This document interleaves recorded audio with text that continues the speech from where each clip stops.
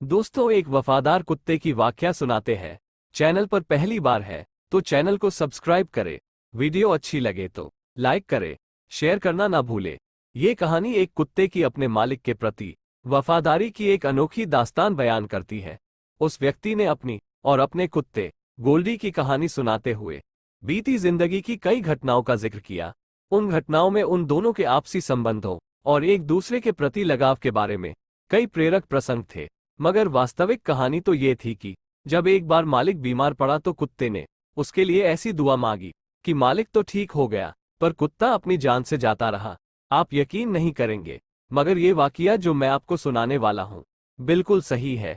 ये कहकर शेख साहब ने बीड़ी सुलगाए, 2-3 जोर के कश लेकर उसे फेंक दिया और अपनी दास्तान सुनाना शुरू की।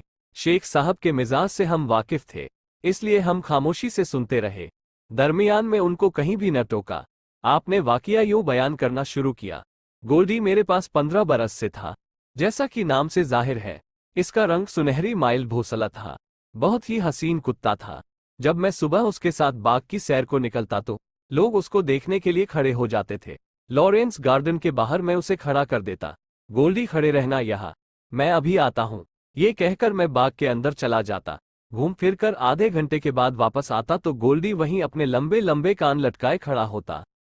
शुरू कर देगा। जब मैं ये सोचता तो मुझे बहुत दुख होता, लेकिन मैंने ये तय कर लिया था कि अगर मुझे अपनी मौत की आमद का पूरा यकीन हो गया तो मैं गोल्डी को हलाक कर दूंगा। आंखें बंद करके उसे गोली का निशाना बना दूंगा। गोल्डी कभी एक लम्हे के लिए मुझसे जुदा नहीं हुआ था। रात को हमेशा मेरे साथ सोता। मेरी तन्हा जिंदगी में वो एक रोशनी थी। मेरी बेहद फीकी जिंदगी में उसका वजूद एक शीरीनी था। उससे मेरी गैरमामूली मोहब्बत देखकर कई दोस्त मजाक उड़ाते थे। शेख साहब, गोल्डी कुतिया होती तो आपने जरूर उससे शादी कर ली होती। ऐसे ही कई और फिक्रे कसे जाते, लेकिन मैं मुस्कुरा देता। गोल्डी बड़ा ज़हीन था। उसके मुतालिक जब कोई बात हुई तो फौरन उसके कान खड़े हो जाते थे। मेरे हल्के से हल्के इशारे को भी वो समझ लेता था। मेरे मूड के सारे उतार चढ़ाव उसे मालूम होते हैं। अगर किसी वजह से रंजीदा होता तो वो मेरे साथ चुहले शुरू कर देता। मुझे खुश करने के लिए हर मुमकिन कोशिश करता। अभी उसने टांग उठाकर पेशाब करना नहीं सीखा था, या नी अभी कमसिन था कि उसने एक बर्तन को जो कि खाली था थूथनी बढ़ाकर सूंघा। मैंने उसे झिड़का तो दुम दबाकर वहीं बैठ गया। पहले उसके चेहरे पर हैरत सी पैदा हुई थी कि है ये मुझसे क्या हो गया।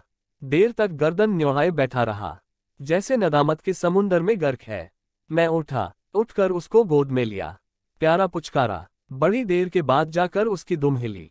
मुझे बहुत तरस आया कि मैंने ख्वाह मख्वाह उसे डांटा, क्योंकि उस रोज रात को गरीब ने खाने को मुंह न लगाया। वो बड़ा हसास कुत्ता था। गोल्डी मेरे पास नहीं था जब एक दोस्त ने मुझे अखबार पढ़कर सुनाया।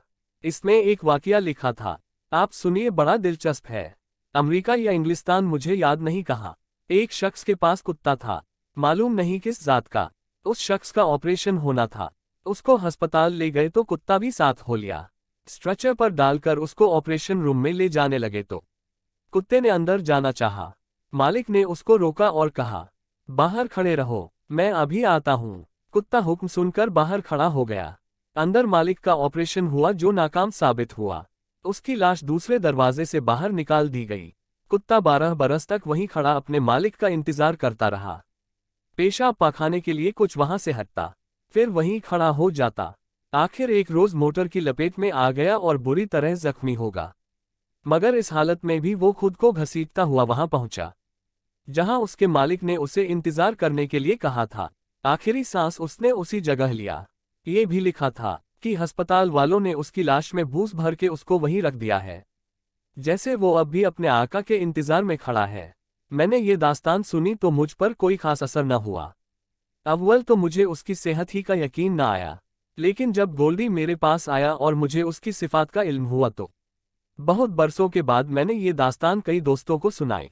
सुनाते वक्त मुझ पर एक रिक्कत तारी हो जाती थी और मैं सोचने लगता था, मेरे गोल्डी से भी कोई ऐसा कारनामा वाबस्ता होना चाहिए। गोल्डी मामूली हस्ती नहीं है। गोल्डी बहुत मतीन और संजीदा था।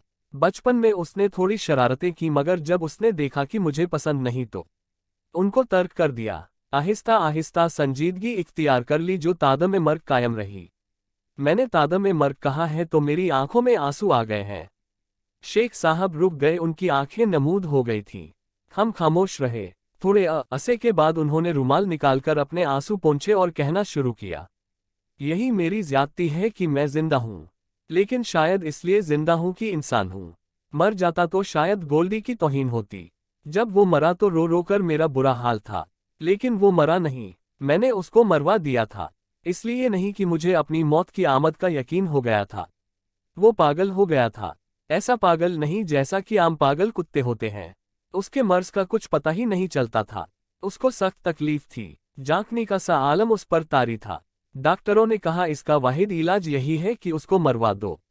मैंने पहले सोचा नहीं, लेकिन वो जिस अजियत में गिरफ्तार था, मुझसे देखी नहीं जाती थी।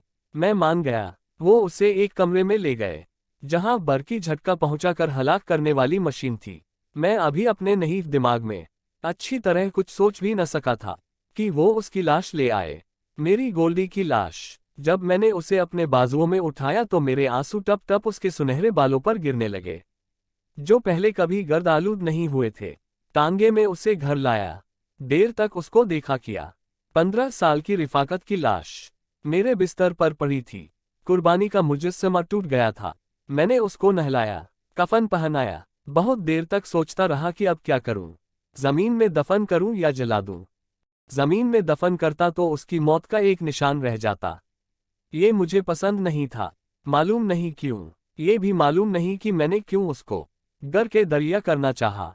मैंने उसके मुताल्लिक अब भी कई बार सोचा है, मगर मुझे कोई जवाब नहीं मिला। खैर, मैंने एक नई बोरी में उसकी कफनाई हुई लाश डाली, धो धाकर बट्टे उसमें डाले और दरिया की तरफ रवाना हो गया। जब बैटरी दरिया के दरमियान में पहुंची और मैंने बोरी की तरफ देखा तो गोल्डी से 15 बरस की रिफाकत और मोहब्बत एक बहुत ही तेज तलखी बनकर मेरे हलक में अटक गई। मैंने अब ज्यादा देर करना मुनासिब न समझा। कांपते हुए हाथों से बोरी उठाए और दरिया में फेंक दी। बहते हुए पानी की चादर पर कुछ बुलबुले उठे और हवा में हल हो गए। बैटरी वापस साहिल पर आई। मैं उतरकर देर तक उसे देखता रहा, जहां मैंने गोल्डी को गर के आप किया था। शाम का धुंधलका छाया हुआ था। पानी बड़ी खामोशी से बह रहा था, जैसे वो गोल्डी को अपनी गोद में सुला रहा है। ये कहकर शेख साहब खामोश हो गए। चंद लम्हात के बाद हम में से एक ने उनसे पूछा, लेकिन शेख साहब, आप तो खास वाकिया सुनाने वाले थे। शेख साहिब चौंके। ओह, माफ कीजिएगा, मैं अपनी रौ में जाने कहां से कहां पहुंच गया। वाकिया ये था कि मैं अभी अर्ज करता हूँ, 15 बरस हो गए थे हमारी रिफाकत को। इस दौरान मैं कभी बीमार नहीं हुआ था। मेरी सेहत माशा अल्लाह बहुत अच्छी थी। लेकिन जिस दिन मैंने गोल्डी की 15वीं सालगिरह मनाई, उसके दूसरे दिन मैंने जाशिकनी महसूस की। शाम को ये जाशिकनी तेज बुखार में तब्दील हो गई। रात सख्त बेचैन रहा। गोल्डी जागता रहा, एक आंख बंद करके दूसरी आंख से मुझे देखता रहा। पलंग पर से उतरकर नीचे जाता, फिर आकर बैठ जाता। ज्यादा उम्र हो जाने के बाइस उसकी बीनाई और समाअत कमजोर हो गई थी, लेकिन जरा सी आहट होती तो वो चौंक पड़ता और अपनी धुंधली आंखों से मेरी तरफ देखता और जैसे ये पूछता, ये क्या हो गया है तुम्हें। उसको हैरत थी कि मैं इतनी देर तक पलंग पर क्यों पड़ा हूं, लेकिन वो जल्दी ही सारी बात समझ गया। जब मुझे बिस्तर पर लेटे कई दिन गुजर गए तो उसके सालखुर्दा चेहरे पर अफसुदरगी छा गई। मैं उसको अपने हाथ से खिलाया करता था। बीमारी के आगाज में तो मैं उसको खाना देता रहा। जब निकाहत बढ़ गई तो मैंने एक दोस्त से कहा कि वो सुबह शाम गोल्डी को खाना खिलाने आ जाया करे। वो आता रहा, मगर गोल्डी ने उसकी प्लेट की तरफ मुंह न किया। मैंने बहुत कहा, लेकिन वो न माना। एक मुझे अपने मर्ज की तकलीफ थी, जो दूर होने ही में नहीं आता था। दूसरे मुझे गोल्डी की फिक्र थी, जिसने खाना पीना बिल्कुल बंद कर दिया था। अब उसने पलंग पर बैठना भी छोड़ दिया। सामने दीवार के पास सारा दिन और सारी रात खामोश बैठा, अपनी धुंधली आंखों से मुझे देखता रहता। इससे मुझे और भी दुख हुआ। वो कभी नंगी जमीन पर नहीं बैठा था। मैंने उससे बहुत कहा, लेकिन वो न माना। वो बहुत ज्यादा खामोश हो गया था। ऐसा मालूम होता था कि वो गम व अंदोह में गर्क है। कभी कभी उठकर पलंग के पास आता, अजीब हसरत भरी नजरों से मेरी तरफ देखता और गर्दन झुकाकर वापस दीवार के पास चला जाता। एक रात लैंप की रोशनी में मैंने देखा कि गोल्डी की धुंधी आंखों में आंसू चमक रहे हैं। उसके चेहरे से हुस्न ओ मलाल बरस रहा था। मुझे बहुत दुख पहुंचा।